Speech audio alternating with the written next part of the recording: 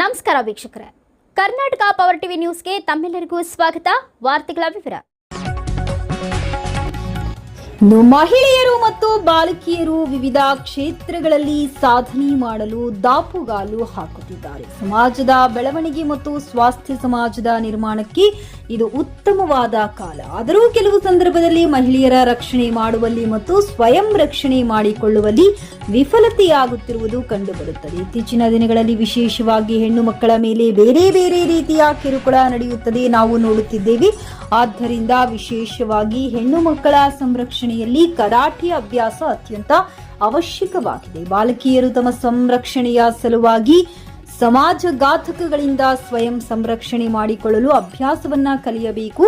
ಇದೊಂದು ದೈಹಿಕ ಕ್ರಿಯೆ ಎನ್ನುವಂತೆ ತಿಳಿದುಕೊಂಡು ದೇಹಕ್ಕೆ ಒಳ್ಳೆಯ ವ್ಯಾಯಾಮ ಕೊಡುತ್ತದೆ. ಜೊತೆಗೆ ನಮ್ಮ ಜೀವಕ್ಕೆ ಬೇರೆಯವರಿಂದ ಅಪಾಯ ಬಂದಾಗ ಅವರಿಂದ ರಕ್ಷಣೆ ಮಾಡಿಕೊಳ್ಳಲು, ಜೊತೆಗೆ ವಿಶೇಷ ಹೆಣ್ಣು ಮಕ್ಕಳಿಗೆ ಆಗುತ್ತಿರುವ ಕೆಲವು ಅನಾಹುತಗಳನ್ನು ತಪ್ಪಿಸಿಕೊಳ್ಳಲು ಕರಾಟೆ ಅಭ್ಯಾಸ ಬಾಲಕಿಯರ ಅತ್ಯಂತ ಅವಶ್ಯಕವಾಗಿದೆ ಎಂದು ದಿನಾಂಕ 16/1/2026 ಸರ್ಕಾರಿ ಪ್ರೌಢಶಾಲೆ ಉಡಮಗಲ್ ಖಾನಾಪುರದಲ್ಲಿ ಶಾಲಾ ವಿದ್ಯಾರ್ಥಿನಿಯರಿಗಾಗಿ ನಡೆದ ಕರಾಟೆ ತರಬೇತಿಯ ಕಾರ್ಯಾಗಾರದಲ್ಲಿ ಪಾಲ್ಗೊಂಡು ಕನ್ನಡ ಕಲಾ ಶಿಕ್ಷಕರು ಹಾಗೂ ಭಾರತೀಯ ರೆಡ್ ಕ್ರಾಸ್ ಸಂಸ್ಥೆಯ ಶಿಕ್ಷಣ ವಿಭಾಗದ ಜಿಲ್ಲಾ ಸಂಚಾಲಕರಾದ ಡಾಕ್ಟರ್ ದಂಡಪ್ಪ ಬಿರಾದಾರ್ ಮಾತನಾಡಿದರು.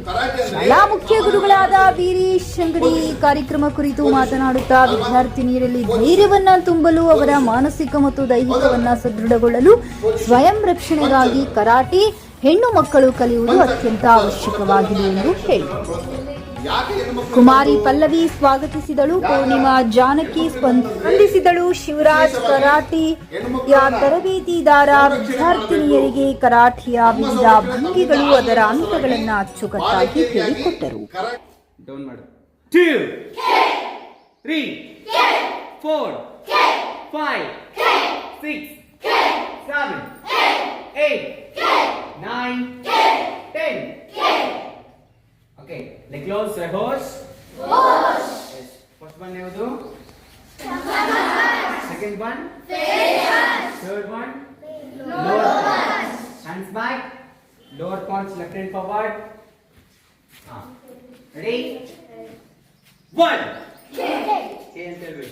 2 3 4 5 6 7 8 9 10.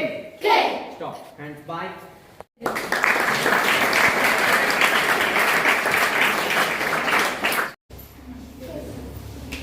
ನಿಮಗೆ ಕರಾಟೆ ಕಾನ್ಸೆಪ್ಟ್ ಬಂದಾಗ ಕೆಲವು ಜನ ಹೆಂಗಿರ್ತಂದ್ರೆ ಕರಾಟೆ ಅಂದ್ರೆ ಅನ್ನುವಂಥ ಶಬ್ದ ಗೊತ್ತದ. ಬಹುಶಃ ನಾನು ಉತ್ತರ ಹೇಳ್ತೀನಿ, ಅದು ಸರಿಯೋ ತಪ್ಪು ಅನ್ನೋದನ್ನ ಇವ್ರು ಹೇಳ್ಬೇಕು. ಕರಾಟೆ ಅಂದ್ರೆ ಎಂಟಿ ಹ್ಯಾಂಡ್, ಬರಿಗೈ ಅಂತ ಹೇಳ್ತಾರೆ. Correct right? ಯಾಕಂದ್ರೆ ನಾವು PT ಸರ್ ಅಲ್ಲ, ಆದರೂ ಆನ್ಸರ್ ಸರಿ ಇದೆ ಅಂತ ಕೇಳ್ತೀವಿ. ಹೌದಾ? ಕರಾಟೆ ಅಂದ್ರೆ ಸಾಮಾನ್ಯವಾಗಿ ಏನು ಮಾಡ್ತೀವಿ? ಪೊಸಿಷನ್ ಪೊಸಿಷನ್ ಅಲ್ವಾ? ಪೊಸಿಷನ್ ಪೊಸಿಷನ್ ಹೌದಲ್ಲ? ಪೊಸಿಷನ್ ಪಂಚ್ ಅಂತ ಪಂಚ ಸರ್ ಶಬ್ದಗಳನ್ನ ಕರಾಟೆ ಶಬ್ದಗಳನ್ನ ಬಳಸ್ತಾರೆ. ಯಾಕೆ ಹೆಣ್ಮಕ್ಳಿಗೆ ಬಂತು?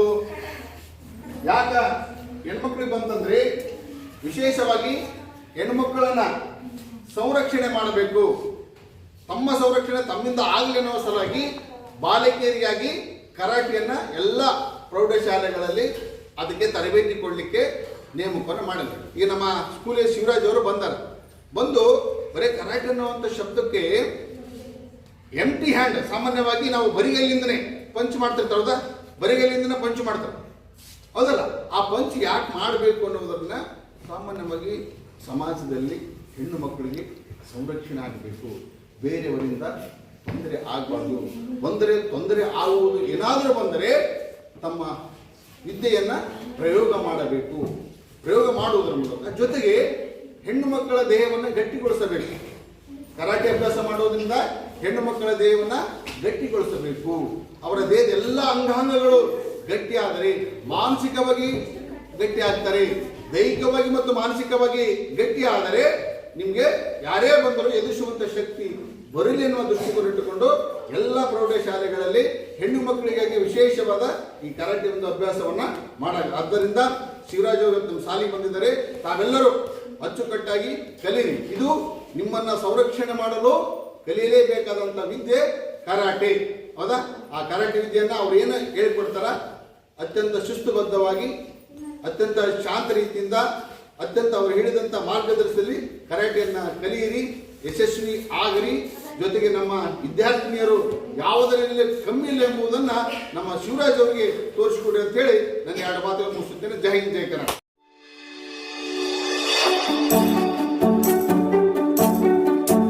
ನೀವಿನ್ನು ನಮ್ಮ ಚಾನೆಲ್ಗೆ ಸಬ್ಸ್ಕ್ರೈಬ್ ಮಾಡಿಲ್ಲವೇ? ಹಾಗಿದ್ರೆ ತಡಬೇಕೆ? ಹಿಂದೆ ಸಬ್ಸ್ಕ್ರೈಬ್ ಮಾಡಿ, ಬೆಲ್ ಐಕಾನ್ ಪ್ರೆಸ್ ಮಾಡಿ, ಶೇರ್ ಮಾಡಿ, ಕಮೆಂಟ್ ಮಾಡಿ.